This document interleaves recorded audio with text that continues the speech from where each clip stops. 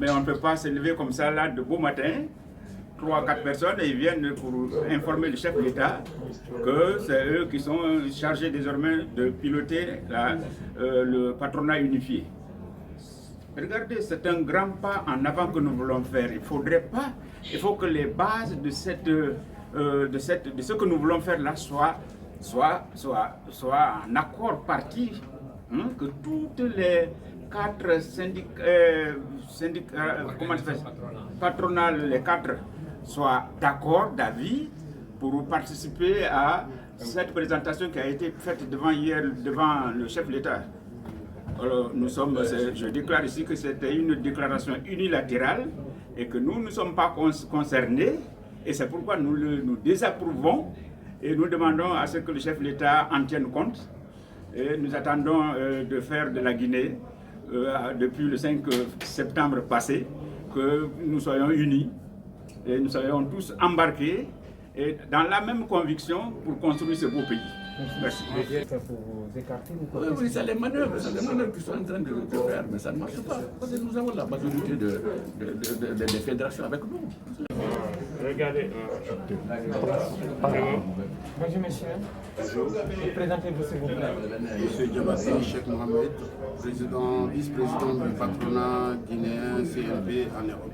Donc aujourd'hui, quel est votre regard, vous qui êtes en Europe, quel est le regard de ce que cette déchirure qui est en train de se passer entre les deux syndicats? Le regard que je vois dans mon pays, que j'aime bien,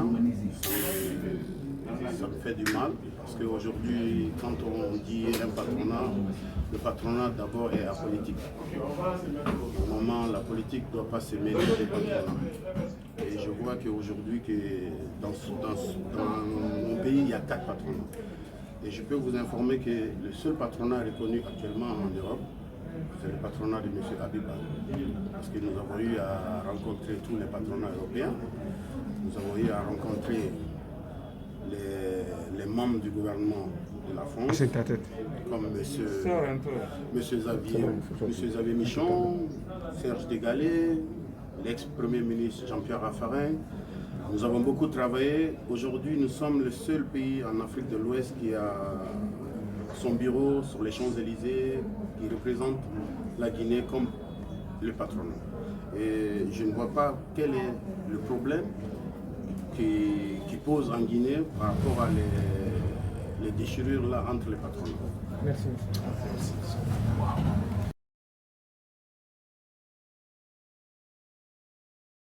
Le CNP Guinée informe l'opinion nationale et internationale qu'il n'est pas solidaire des déclarations faites le vendredi 14 janvier 2022 devant le chef de l'État au nom d'un patronat unifié. En effet, nous constatons avec regret un dérapage dans la médiation en cours dans le cadre de l'unification des patronats de Guinée. 2.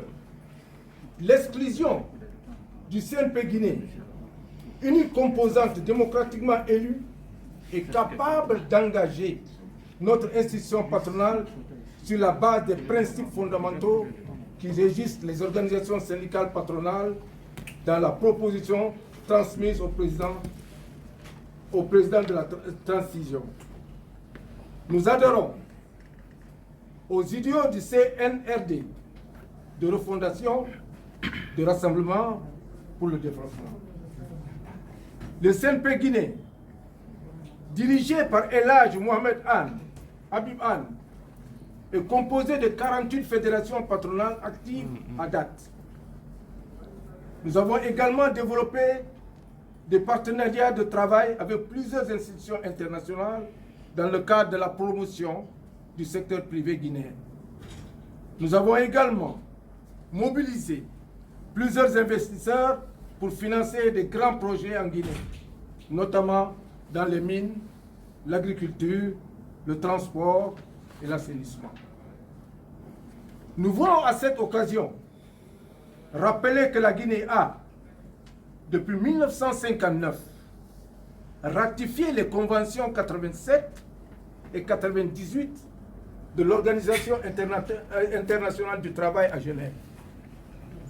L'article 2 de la Convention 87 stipule les travailleurs et les employeurs, sans distinction d'aucune sorte, ont le droit, sans autorisation préalable, de constituer des organisations de leur choix, ainsi que celui de s'affilier à ces organisations à la seule condition de se conformer au statut de ces dernières.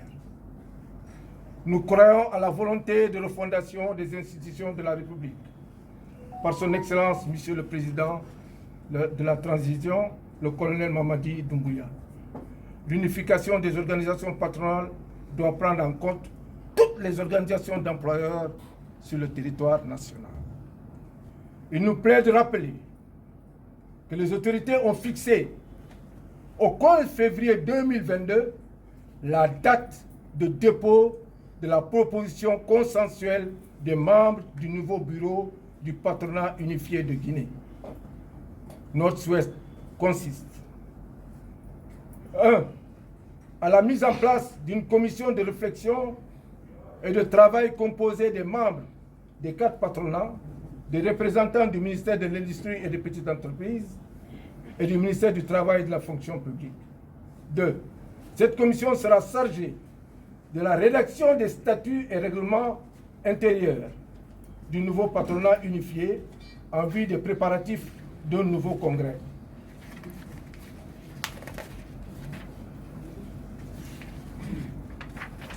Le CNP Guinée réaffirme sa volonté de participer à la vie sociale et économique de la Guinée. Voilà pourquoi nous rejetons la déclaration du vendredi 14 janvier 2022. Vive le CNP Guinée, vive la Guinée, fait à Conakry le 15 janvier 2022, le Bureau exécutif national. L'opportunité d'exprimer à son Excellence au Palais du Peuple, j'ai moi-même sollicité qu'il y ait une restructuration au niveau du secteur privé guinéen. Et ce qui se mascarade aujourd'hui fait de façon très claire un dysfonctionnement fondamental et total au lieu d'aller dans le sens de ce que le chef de l'État a demandé, l'unification des patronats, la réconciliation du secteur privé et ensuite d'avoir une vision commune afin de pouvoir l'accompagner. Ce n'est pas ce qui se fait et vraiment le désordre. À ce jour, je m'aperçois que le CNP Guinée, le Conseil national du patronat guinéen, que j'ai l'insigne honneur de présider depuis l'élection, le congrès électif au Palais du Peuple, et que cette entité a été mise en marche et écartée complètement du trio qui existe de l'autre côté. Et c'est cette tendance qui continue et est en train d'utiliser d'intoxiquer aujourd'hui les médias pour dire qu'ils prennent la tête du congrès du patronat guinéen, un patronat qui est un patronat unique, qui n'est même pas encore dans un cadre juridique légal, mais qui exprime la volonté du chef de l'État, converge vers cette vision noble et responsable. Je voudrais moi personnellement demander à tous ceux qui sont là ici présents, le secteur privé guinéen, nos amis du patronat, tous, de respecter la volonté du chef de l'État et de l'équipe qui l'accompagne.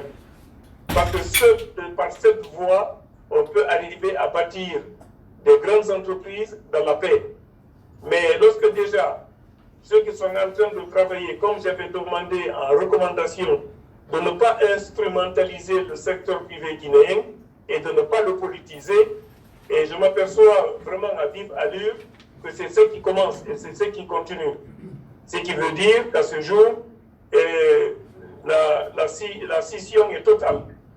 Nous n'acceptons pas qu'il y ait un choix sans nous et qu'on nous dise voilà ce qui a été choisi, alors que nous sommes des représentants d'employeurs. Les entités relatives au secteur du patronat, ce sont les fédérations patronales membres par la suite d'un congrès électif qui ont la qualité d'élire un président et un bureau exécutif. On ne désigne pas comme ça de façon fictif d'un président et on prend les médias, on va dans les médias partout pour dire voilà, nous sommes les présidents du patronat.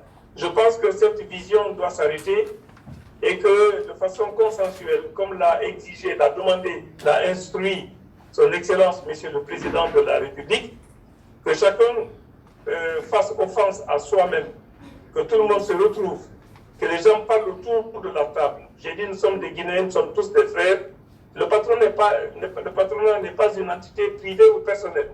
Ça doit se discuter autour de la table pour qu'ensemble nous puissions trouver la solution qui permettrait d'avoir un patronat uni de façon à pouvoir aller vers une direction vraiment bien orientée et pour le bien du peuple guinéen. Aujourd'hui, nous perdons des atouts importants. Et si vous voulez, c'est la déconfiture qu'il y a dans le secteur privé au niveau des patronats qui constitue aujourd'hui des dérapages. Nous avons aujourd'hui des opérateurs économiques, des mentors importants qui étaient dans certaines fédérations patronales des confrères, malheureusement qui ont quitté, on a été informés. Ils ont préféré, parce qu'ils veulent œuvrer positivement, ils veulent retrouver le sens de leur travail, ils ont préféré créer la chambre de l'industrie. Alors que toutes ces entités, toutes ces chambres doivent être parrainées par le Conseil national du patronat guinéen. Peu importe celui qui doit piloter le Conseil national du patronat guinéen. J'ai été élu, j'ai eu l'honneur et le privilège de me déployer corps et âme pour le patronat. Aujourd'hui, j'ai capitalisé des acquis. Je suis en Europe, j'ai été un peu malade, par la grâce de Dieu, je me remets, tout va très bien. Je vais rentrer dans quelques jours à Conakry. Mais pendant mon séjour, depuis le mois de juillet, pour ne parler que de juillet, jusqu'à ce jour, je suis arrivé à tisser des relations assez importantes avec des partenaires importants pour le bien du secteur privé guinéen. Je ne voudrais pas que ce qui a été capitalisé par ces acquis à travers des bailleurs de fonds importants et aujourd'hui vivent dans le suspect et qui se disent mais qu'est-ce qui se passe à Conakry? Même les frères entre eux n'arrivent pas à se retrouver autour d'une table.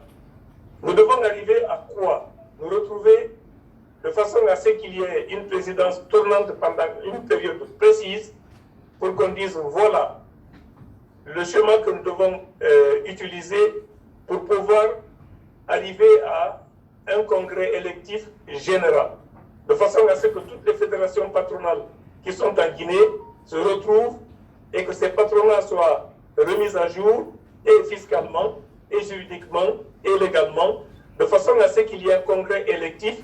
En ce moment, celui qui sera élu serait dans une légitimité totale. Mais lorsque 2 ou 3, un trio se permettent de faire un accord signé, venir montrer au ministre et montrer aux autres acteurs, y compris nous, pour nous informer et nous dire, bon, voilà ceux qui ont été choisis, mais je suis désolé, nous ne partisons pas à cela et nous resterons, nous prenons acte et nous restons dans notre position.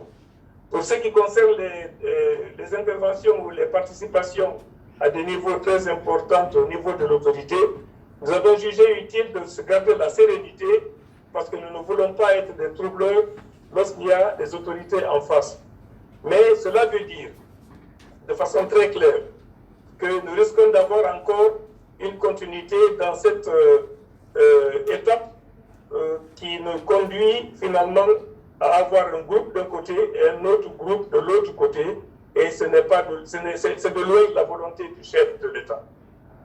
À ce jour, je souhaite vivement que tout le monde accepte et nous interpellons vraiment l'autorité pour que des mesures correctives soient toujours prises de façon à pouvoir orienter positivement les acteurs du secteur privé et les cadres de l'administration qui sont en train de jouer la médiation. C'est une médiation. C'est une médiation entre des opérateurs économiques qui sont fédérés à travers des organisations patronales. Je vous dirais que j'ai été surpris que lors de la réunion dernière au niveau du ministère des PME, qu'on ne parle pas de l'entité que je représente, des fédérations patronales qui sont membres du bureau exécutif que nous avons, que nous pilotons depuis années. Et que voilà qu'on nous dise, voilà ceux qui ont été choisis. On ne choisit pas comme ça des patrons. Les patrons sont élus. On élit un président de patronat. On élit les membres du bureau. On élit les structures qui sont là pour administrer un patronat. Et c'est un patronat pour le plaisir de les désigner. De sorte que j'ai échangé avec son Excellence, Monsieur le ministre. Je lui ai envoyé un dossier où il y a la jeunesse de malentendu, je ne dirais pas de conflit, je dis un malentendu entre mon frère, M. Kabagiter, et notre équipe, de façon à ce qu'il soit bien informé du parcours qu'il y a eu. On a convenu et il a été clair, il a bien compris, à travers la lecture et la maîtrise du dossier qui lui a été porté, qu'aujourd'hui, il y a eu 4 organisations, 4 patronats.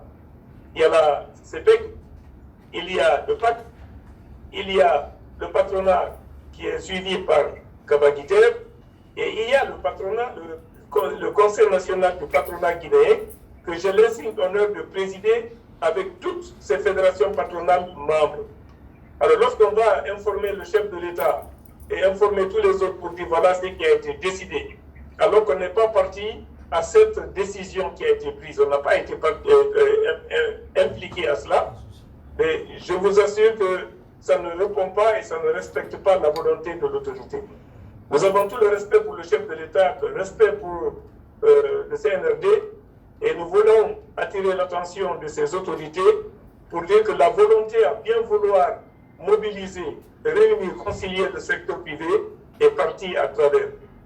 De par cet effet, je voudrais officiellement informer ici que nous n'avons pas adhéré, nous n'adhérons pas et on n'est pas d'accord. Je vous remercie tous vraiment pour votre participation, pour le temps que vous avez mis, et je compte sur Dieu et compte sur vous pour que nous puissions continuer à nous battre pour le Conseil national du patronat guinéen afin que nous soyons unis, forts et prospères. Je vous remercie. Merci, Monsieur le Président.